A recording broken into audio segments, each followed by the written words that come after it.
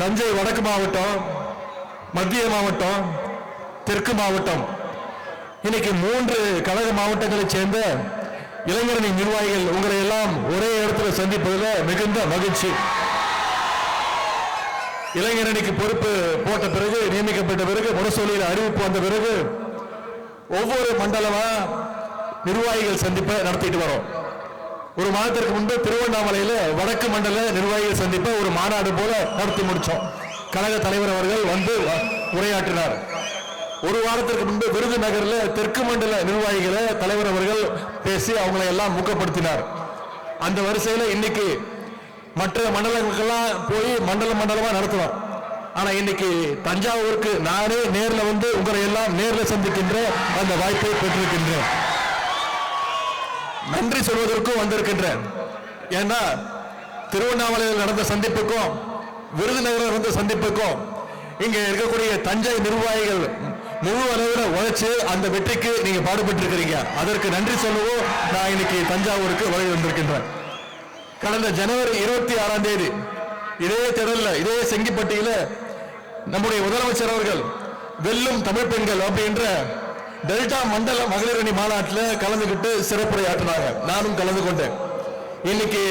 அன்னைக்கு மகளிர் அணி சார்பாக அந்த நிகழ்ச்சி நடந்தது. இன்னைக்கு இளைஞரணி சார்பாக அதே மாதிரி ஒரு நிகழ்ச்சி நடந்து கொண்டிருக்கிறது. ஒரு பக்கம் இளைஞரணி நிர்வாகிகள் சந்திப்பு, மறுபக்கம் மகளிர் அணி நிர்வாகிகள் சந்திப்பு. இந்த நிகழ்வுக்கெல்லாம் வருகின்ற எழுச்சியான இந்த கூட்டத்தை பார்க்கும்போது, இளைஞர்களை பார்க்கும்போது, மகளிரை பார்க்கும்போது எல்லாரும் கேட்கிறாங்க, இளைஞர்கள் எந்த பக்கம், மகளிர் எந்த பக்கம்? நான் சொல்றேன், இளைஞர்கள் எங்க பக்கம், மகளிர் அணி எங்க பக்கம்? அவங்களுக்கெல்லாம் பதில் சொல்றது மாதிரி இன்னைக்கு இங்க எழுச்சியோடு கூடியிருக்கின்றீங்க. தஞ்சாவூர் மாவட்டம் என்னைக்குமே திமுகவுடைய கோட்டைங்கிறது மறுபடியும் நிரூபிக்கின்ற மாவட்டம் இந்த தஞ்சை மாவட்டம். இந்த ஒருங்கிணைந்த தஞ்சை மாவட்டம் தான் முத்தமிழர் கலைஞர் அவர்களை கொடுத்த மண். நம்முடைய கழக தலைவர் அவர்கள் அடிக்கடி சொல்வார், பெருமையோடு சொல்வார், நான் ஒரு டெல்டா காரன் அப்படின்னு சொல்லுவார் பெருமையோட. இன்னைக்கு அவர் வழியில நானும் ஒரு டெல்டா காரன் என்ற பெருமையோடு உங்களை எல்லாம் சந்திக்க வருகை தந்திருக்கின்றோம். இந்த டெல்டா மாவட்டத்தில் தலைவர் கலைஞருடைய, நம்முடைய கழக தலைவருடைய காலடி படாத ஊரே இல்லை அப்படின்னு சொல்ற அளவுக்கு கழகத்தை இந்த பகுதியில் வளர்த்திருக்கிறாங்க. 1962 திராவிட முன்னேற்ற கழகம் சந்திச்ச 2வது சட்டமன்ற தேர்தலில் கலைஞர் அவர்கள் இதே தஞ்சாவூர் தொகுதியில் நின்றுதான் சட்டமன்ற உறுப்பினராக வென்று வெற்றி பெற்றார். அப்படிப்பட்ட இப்படி பல்வேறு பெருமைகளை பெற்ற தஞ்சை மண்ணில் உங்களை எல்லாம் சந்திப்பதில் எனக்கு கூடுதல் மகிழ்ச்சி, பெருமை. இன்னைக்கு நம்முடைய இளைஞரணியில 5 லட்சம் நிர்வாகிகளை நியமிச்சிருக்கிறோம். இன்னைக்கு கிட்டத்தட்ட 15,000 நிர்வாகிகள் இந்த கூட்டத்திற்கு வந்திருக்கீங்க. உறுப்பினர்கள் பார்த்தா 50 லட்சம் உறுப்பினர்களை சேர்த்திருக்கிறோம். இந்தியாவிலேயே எந்த அரசியல் கட்சியோட சார்பு அணிக்கும் இப்படி ஒரு வலுவான கட்டமைப்பு நிச்சயம் கிடையாது. நம்முடைய இளைஞரணிக்கு மட்டும்தான் அந்த சிறப்பு. இன்னைக்கு பல கட்சிகள் பூத் கமிட்டி அமைக்கிறதுக்கு போராடிட்டு இருக்கிறாங்க, ஆள் கிடைக்காம திண்டாடிட்டு இருக்காங்க. ஆனா நாம இளைஞரணிக்கு இன்னைக்கு பாகம் வரைக்கும் நிர்வாகிகளை நியமிச்சிருக்கின்றோம். உங்களை மாதிரி இருக்கக்கூடிய இளைஞர்களாலதான் இன்னைக்கு நம்முடைய திராவிட முன்னேற்ற கழகம் 76 ஆண்டுகளை கடந்து வெற்றி நடை போட்டிருக்கிறது. இன்னைக்கும் அதே இளமையோடும் அதே துடிப்போடு திமுக வெற்றி பெற்றிருக்கிறார். இங்க வந்திருக்கக்கூடிய இளைஞரணி தம்பிமார்கள் நீங்க மிக முக்கியமான காரணம். நம்முடைய தலைவர் அவர்கள் இன்னைக்கு இளைஞரணியை துவங்கி 45 ஆண்டுகளுக்கு மேல் ஆகுது.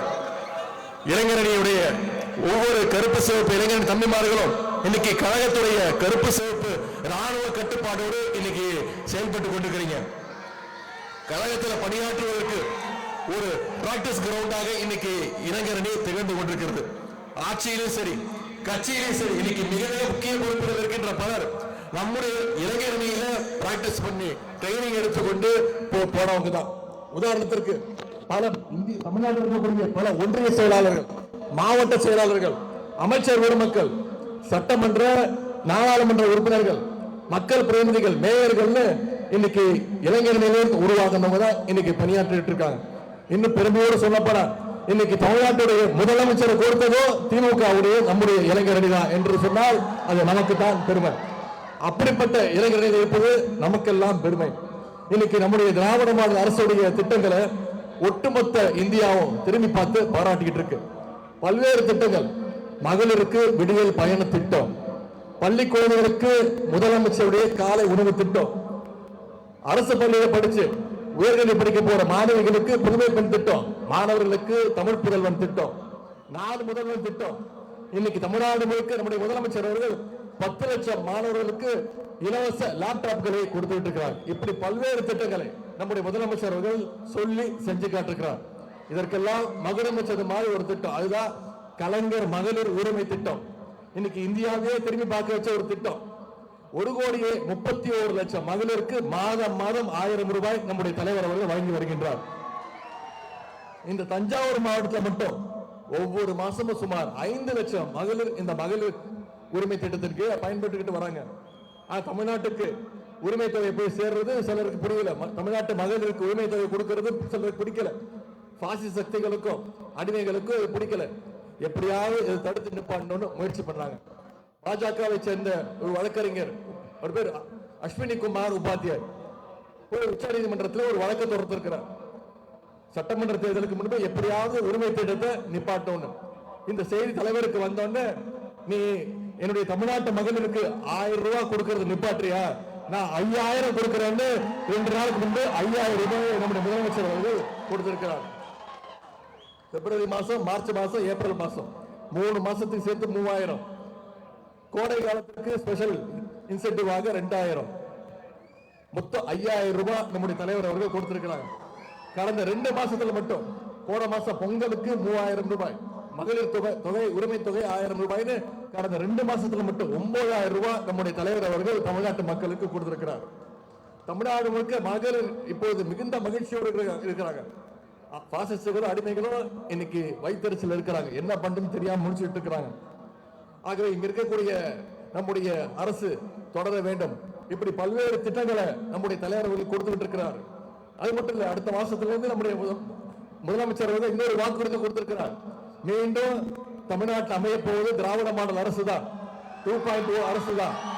மகளிருக்கு 1000 ரூபாய் உரிமை தொகையை 2000 ரூபாயாக உயர்த்தி கொடுப்பேன் நம்முடைய தலைவர்கள் உறுதிமொழி கொடுத்திருக்கிறார். இப்ப ஒட்டுமொத்த சங்கை கூட்டமோ அடிமை கூட்டமோ கதறிக்கிட்டு இருக்கு. இந்த தஞ்சாவூர் மாவட்டத்திற்கும் பல்வேறு திட்டங்களை நம்முடைய அரசு செஞ்சு கொடுத்திருக்கிறது. ஒரத்தநாடு வட்டம் பஞ்சநதி கோட்டை கிராமத்தில் 1,41,00,000 ரூபாய் செலவில் நேரடி கொள்முதல் நிலையம் அமைக்கப்பட்டிருக்கு. 2022 அறிவிக்கப்பட்டு 2 வருஷத்துல 70 கோடி ரூபாய் மதிப்பீட்டில் மினி டைடல் பூங்கா தஞ்சாவூர்ல திறக்கப்பட்டிருக்கு. பேராவூரணி வட்டத்தில் 7,30,00,000 ரூபாய் மதிப்பீட்டில் காமன் ஃபெசிலிட்டி சென்டர் அந்த திட்டம் திறக்கப்பட்டிருக்கு. ஒரத்தநாடு வட்டம் நடுவூர்ல 170 கோடி ரூபாய் மதிப்பீட்டில் புதிய சேமிப்பு கிடங்கு அமைய இருக்கின்றது. பூதலூர் வட்டம் செங்கிப்பட்டியிலும், பட்டுக்கோட்டை வட்டம் ராஜாவனத்திலும் சிப்காட் தொழில்பேட்டை, பட்டுக்கோட்டை மனோரால 40 கோடி ரூபாய் மதிப்பீட்டில் பன்னாட்டு கடற்பசு பாதுகாப்பு மையம், 53 கோடி ரூபாய் மதிப்பீட்டில் அதிநவீன பால் பதப்படுத்துகின்ற நிலையம் அமைக்கப்பட இருக்கின்றது. பட்டுக்கோட்டையில ரூபாய் 20 கோடி ரூபாய் மதிப்பீட்டில் புதிய பேருந்து நிலையத்தை இன்றைக்கு நாங்க திறந்து வச்சிருக்கிறோம். திருவோணம் வருவாய் வட்டத்தை நம்முடைய அரசு உருவாக்கி இருக்கின்றது. திருவையாறு புறவழிச்சாலை பணிகள் முழுமையாக முடிக்கப்பட்டிருக்கு. ஏரி புறக்கரை, கீழத்தோட்டம் மீனவ கிராமங்களுக்கு 32 கோடி ரூபாய் செலவில் மீன் இறங்கு தளம், தடுப்பு சுவர் அமைக்கும் பணி தொடங்கப்பட்டிருக்கு. ஈச்சங்கோட்டை வெட்டிக்காடு இடையே 40 கோடி ரூபாய் மதிப்பீட்டில் கல்லணை கால்வாய் தூர்வாரப்பட்டிருக்கு. இப்படி பல்வேறு திட்டங்களை இந்த தஞ்சை மாவட்டத்திற்கு நம்முடைய அரசு செயல்படுத்தியிருக்கு. இன்னைக்கு நம்முடைய முதலமைச்சர் கொண்டு வந்திருக்கின்ற இந்த திட்டங்களால தமிழ்நாடு இந்தியாவிலே நம்பர் 1 ஸ்டேட்டாக 11.19% வளர்ச்சியோடு மிகச் சிறப்பாக நம்முடைய மாநிலம் வளர்ந்து கொண்டிருக்கிறது, சாதித்து காட்டியிருக்கின்றது. இதையெல்லாம் ஏற்றுக்க முடியாத பாஜக அரசு நம்முடைய தமிழ்நாட்டுக்கு எல்லா விதத்திலையும் தொல்லை கொடுத்துட்டு இருக்கு. நிதி உரிமையை பறிக்கின்றாங்க, மொழி உரிமையை பறிக்கின்றாங்க, கல்வி உரிமையை தடுத்து நிப்பாட்டுறாங்க. இந்தியையும் சமஸ்கிருதத்தையும் எப்படியாவது தமிழ்நாட்டுக்குள்ள நுழைக்கணும்னு புதிய கல்விக் கொள்கையை கொண்டு வர்றாங்க. சமீபத்தில் ஒன்றிய அரசு பட்ஜெட் தாக்கல் பண்ணுச்சு, பார்த்திருப்பீங்க. அந்த பட்ஜெட்ல தமிழ்நாட்டுக்குன்னு ஒரு திட்டத்தை கூட அறிவிக்கல. ஆனா எதிர்கட்சி தலைவர் எடப்பாடி பழனிசாமி என்ன சொல்றாரு, ஒன்றிய அமைச்சர் பட்ஜெட்டை முழுசா படிச்சு கூட முடிக்கல. படிச்சு முடிக்கிறதுக்கு முன்னாடியே எதிர்கட்சி தலைவர் திரு எடப்பாடி பழனிசாமி வாழ்த்து சொல்றாரு, என்ன மிகச்சிறந்த பட்ஜெட் அப்படின்னு. நீங்க எல்லாம் முரட்டு பக்தர்கள் கேள்விப்பட்டிருப்பீங்க. முரட்டு தொண்டர்கள் கேள்விப்பட்டிருப்பீங்க. எங்கேயாவது ஒருத்தர் எடப்பாடி பழனிசாமி மாதிரி ஒரு முரட்டு அடிமையை எங்கேயாவது பார்த்திருக்கீங்களா? ஜாதிக்கு ஏற்ற மூடைன்னு சொல்லுவாங்க. மோடிக்கு ஏற்ற அடிமையாக இன்று திரு எடப்பாடி பழனிசாமி அவர்கள் ஒரு சிறந்த அடிமையாக விளங்கிக் கொண்டிருக்கிறார். இன்னைக்கு சட்டமன்ற தேர்தல் வருது. அதனால தமிழ்நாட்டுக்கு மீண்டும் சங்கி கூட்டம் அடிக்கடி வர ஆரம்பிப்பாங்க. மோடி இனிமே அடிக்கடி வருவார், அமித்ஷா அவர்கள் தொடர்ந்து வருவார். அவங்க எல்லாம் வருவாங்களே தவிர தமிழ்நாட்டுக்கு தேவையான நிதி மட்டும் நிச்சயம் வராது. திரு மோடி அவர்களே, திரு அமித்ஷா அவர்களே, உங்களுடைய பருப்பு உத்தரப்பிரதேசத்துல, பீகார்ல, வடநாட்டுல வேகலாம். ஆனா தமிழ்நாட்டுல ஒருபோதும் உங்களுடைய பருப்பு வேகவே வேகாது. இன்னைக்கு பாஜக அதிமுகவோட கூட்டணி வச்சிருக்கிற கட்சிகள், கூட்டணி வச்சிருக்கக்கூடிய தலைவர்கள், நீங்களே யோசிச்சு பாருங்க. ஒவ்வொருத்தரும் இன்னொருத்தரை எப்படி எல்லாம் புகழ்ந்து பேசினாங்க 2 மாசத்துக்கு முன்பு, 3 மாதத்துக்கு முன்பு. நான் என்ன சொன்னாங்கன்னு மட்டும் சொல்றேன், யார் பேசினாங்கன்னு நீங்களே கண்டுபிடிச்சுக்கோங்க. இப்ப கூட்டணி இருக்கக்கூடிய ஒருத்தர் சொன்னார், திரு எடப்பாடி பழனிசாமி அவர்களோட கூட்டணி வைக்கிறதுக்கு தூக்குல தொங்கிடலாம். சொன்னது யாரு? இன்னொருத்தர் இருக்கிறாரு, அவர் சொன்னாரு, திரு எடப்பாடி பழனிசாமி அவர்களுக்கு எந்த அருகதையும் கிடையாது, ஒரு கவுன்சிலர் அவர்களுக்கு ஒரு தகுதி கிடையாது, அவர் ஒரு டயர் நக்கி அப்படின்னு சொன்னது யாரு? இந்த லட்சணத்துல தமிழ்நாட்டுக்கு டபுள் இன்ஜின் சர்க்கார் வேணும்னு திரு மோடி சொல்றாரு. திரு மோடி அவர்களே, முதல்ல உங்க வண்டியோட டயர்களை பாருங்க. தமிழ்நாட்டில் நீங்க கூட்டி சேர்ந்துக்கக்கூடிய எல்லாருமே பஞ்சரான டயருங்க. உங்களுடைய பஞ்சரான டயர்களும் பங்கன் ஆகாத டப்பா இன்ஜினும் தமிழ்நாட்டில் என்னைக்கு ஓடவே ஓடாது. இன்னைக்கு எடப்பாடி பழனிசாமி மிகப்பெரிய ஒரு அடிமையாக, பாஜகவுடைய அடிமையாக வலம் வந்து கொண்டிருக்கிறார். இவங்க இப்படி இன்னொரு பக்கம் யாருக்கும் எந்த பயனும் இல்லாம ஒரு கோஷ்டி சுத்திக்கிட்டு இருக்கு. வெறும் சத்தம், ஒரு கொள்கை, லட்சியம், ஒரு கோட்பாடு எதுவுமே இல்லாம, அப்படின்னா என்னன்னே தெரியாம ஒரு கூட்டம் சுத்திக்கிட்டு இருக்கு. அரசியல் தான் ஏதோ என்டர்டைன்மெண்ட் நினைச்சிட்டு இருக்காங்க. அவங்களுக்கு இலங்கை தமிழ்நாடு நீங்க சொல்லணும், அரசியல்னா மக்கள் பணினா என்டர்டைன்மெண்ட் கிடையாது, அது ஒரு கமிட்மெண்ட், அது ஒரு டெடிகேஷன் என்பதை நாம திமுக இளைஞரணி தமிழ் நம்ம ப்ரூவ் பண்ணி காட்ட வேண்டும். இந்த கமிட்மெண்ட்டும் டெடிகேஷனும் இல்லாத அந்த கூட்டத்தை வச்சுக்கிட்டு யாராலையும் எதுவும் சாதிக்க முடியாது. ஆகவே இப்படி பாசிஸ்டுகளையும் பழைய புதிய அடிமைகளையும் வீழ்த்த வேண்டிய பொறுப்பு இங்க வந்திருக்கக்கூடிய இளைஞரணி தமிழ்மார்கள் நாம ஒவ்வொருத்தருக்கும் இருக்கு. டெல்லிக்கும் தமிழ்நாட்டுக்கும் இடையே நடக்கப்போற போர் தான் வருகின்ற சட்டமன்ற தேர்தல் என்பதை நாம மனசுல வச்சுக்கிட்டு செயல்பட வேண்டும். இந்த போர்ல தமிழ்நாட்டை காக்க போகின்ற முன்கள பணியாளர் சோல்ஜர்ஸ் நீங்க தான், முன்கள வீரர்கள் நீங்க தான். சமீபத்தில் விருதுநகரில் நடந்த அந்த இளைஞரணி சந்திப்பில் நம்முடைய முதலமைச்சர்கள், கழக தலைவர் அவர்கள் இளைஞரணியை பாராட்டி பேசுறாங்க. என்ன தெரியுமா சொன்னாங்க? இளைஞரணினா பிரம்மாண்டம் அப்படின்னாங்க. நாம ஏதோ வெறும் எண்ணிக்கையில மட்டும் பிரம்மாண்டம் கிடையாது, நாம எளிமையில பிரம்மாண்டம், நாம கொள்கையில பிரம்மாண்டம், உறுதியில பிரம்மாண்டம், லட்சியத்துல களப்பணியில பிரம்மாண்டம், கடமை கண்ணியம் கட்டுப்பாடுல பிரம்மாண்டமாக இருக்க வேண்டும். இதையெல்லாம் மனசுல வச்சுக்கிட்டு நம்முடைய தேர்தல் வேலைகளை நாம் ஆரம்பிக்க வேண்டும். ஏன்னா வர சட்டமன்ற தேர்தல் சமூக நீதிக்கும் சமூக அநீதிக்கும் இடையிலே நடக்க போற தேர்தல், தமிழ் மொழிக்கும் ஹிந்தி மொழி திணிப்புக்கும் இடையிலே நடக்க போகின்ற ஒரு தேர்தல். தமிழ்நாடு என்னைக்கும் தலைகுனியாதுன்னு டெல்லிக்கு நாம தெரிவிக்க வேண்டிய தேர்தல். தமிழ்நாடு என்னைக்குமே டெல்லிக்கு அவுட் ஆஃப் கண்ட்ரோல் தான் அப்படிங்கிறத தெரிவிக்க வேண்டிய தேர்தல். தேர்தலுக்கு இன்னும் 50 நாட்கள் தான் இருக்கின்றது. ஒவ்வொரு பூத்தாக திட்டமிட்டு உங்களுடைய பணிகளை நீங்க வகுத்துக்கங்க. ஒவ்வொரு வீடா ஏறி இறங்குங்க, ஒவ்வொரு வாக்காளரையும் சந்திச்சு பேசுங்க. நம்ம கிட்ட சாதனைகள் இருக்கு, வரலாறு இருக்கு, மக்களை போய் தைரியமா சந்திச்சு நம்முடைய சாதனைகளை வரலாறு சொல்லி பேசுங்க. நீங்க சொன்னா கேட்கிற மாதிரி 50-60 பேரை உங்க பக்கம் நீங்க திரட்டி வச்சுக்கோங்க. உங்களுடைய பகுதிகளில் உருவாக்குங்க. உங்களுடைய உழைப்புக்கான அங்கீகாரத்தை நம்முடைய முதலமைச்சர் அவர்கள், கழக தலைவர்கள் நிச்சயம் சரியான நேரத்தில் உங்களுக்கு தருவாங்க.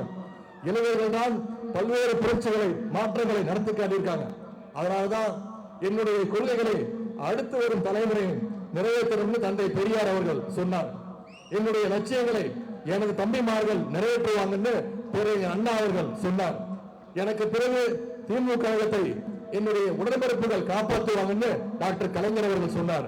அதனால்தான் நம்முடைய தலைவர் பெருமையா சொன்னார், என்னுடைய மூத்த பிள்ளை இளைஞர்கள் தான் என்னுடைய மூத்த பிள்ளைன்னு பெருமையோடு உங்களுக்கு சொன்னார். ஆகவே நம்முடைய தலைவர்களுடைய வார்த்தைகளை நீங்க காப்பாற்றணும்.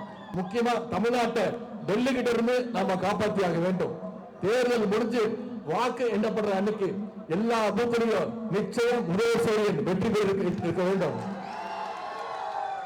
நம்முடைய தோழமை கட்சிகளும் தேர்தலில் நிச்சயம் வெற்றி பெற வைக்க வேண்டும். மோடி வந்ததும் உதயசூரியன் மறந்துருச்சது திரு எடப்பாடி பழனிசாமி அவர்கள் புதுசா ஒரு உருட்டிட்டு இருக்கிறார். பல்லாயிரக்கணக்கான இளைஞர் தமிழ்மார்கள் இங்க வந்திருக்கீங்க. உங்க சார்பாக நான் சொல்றேன், எங்களுடைய உதயசூரியன் அப்படிங்கிறது ஒரு செவத்தில் எழுதி வைக்கின்ற வரையறை சின்னம் கிடையாது. உதயசூரியன் கழக உடன்பிறப்புகள் உங்க ஒவ்வொருத்தரையும் இதயத்தையும் ரத்தத்திலையும் ஊறி போன சின்னம் உதயசூரியன். அண்ணா கண்டெடுத்த சின்னம் உதயசூரியன். நம்முடைய கழக தலைவர் நமக்காக கட்டிக்காட்ட சின்னம் உதயசூரியன். டாக்டர் கலைஞர் அவர்கள் நம்மகிட்ட கொடுத்த சின்னம் உதயசூரியன். அரசியல் அறிவே இல்லாத அடிமைகளும் அட்டைகளும் என்னதான் ஒவ்வொரு நாளும் புலம்புனாலும் களத்தில் ஜெயிச்சு ஆட்சி அமைக்க போற சின்னம் உதயசூரியன். வர்ற தேர்தலில் 200 தொகுதிகளை வெற்றி பெறணும். கழக தலைவர் அவர்கள் நமக்கு ஒரு டார்கெட் கொடுத்திருக்கிறாங்க. அந்த டார்கெட்டை நோக்கி நம்முடைய இளைஞர் தமிழ்மார்கள் ராக்கெட் வேகத்தில் நாம உழைக்க வேண்டும். 200 தொகுதிகள் பத்தாது, அதுக்கும் அதிகமான தொகுதியில திராவிட முன்னேற்ற கழகம் நிச்சயம் ஜெயிச்சு காட்டும். அதற்கான தொடக்கமாக இந்த தஞ்சாவூர் மாவட்டத்தில் இருக்கக்கூடிய 8 தொகுதியிலும் நம்முடைய உதயசூரியன் சின்னம் ஜெயிச்சு காட்ட வேண்டும். இந்த தேர்தலில் திமுக ஜெயிச்சா இந்த தேர்தலில் தமிழ்நாடு ஜெயிச்சதற்கு சமம். கழகம் 7வது முறையாக ஆட்சி அமைக்கணும்னா நம்முடைய தலைவர் தொடர்ந்து 2வது முறையாக முதலமைச்சர் நாற்காலில் உட்கார்ந்தோம்னா நாம் அனைவரும் ஒற்றுமையோடும் உறுதியோடும் உழைப்போம். தலைவர் தொடரட்டும், தமிழ்நாடு வெல்லட்டும். நன்றி, வணக்கம்.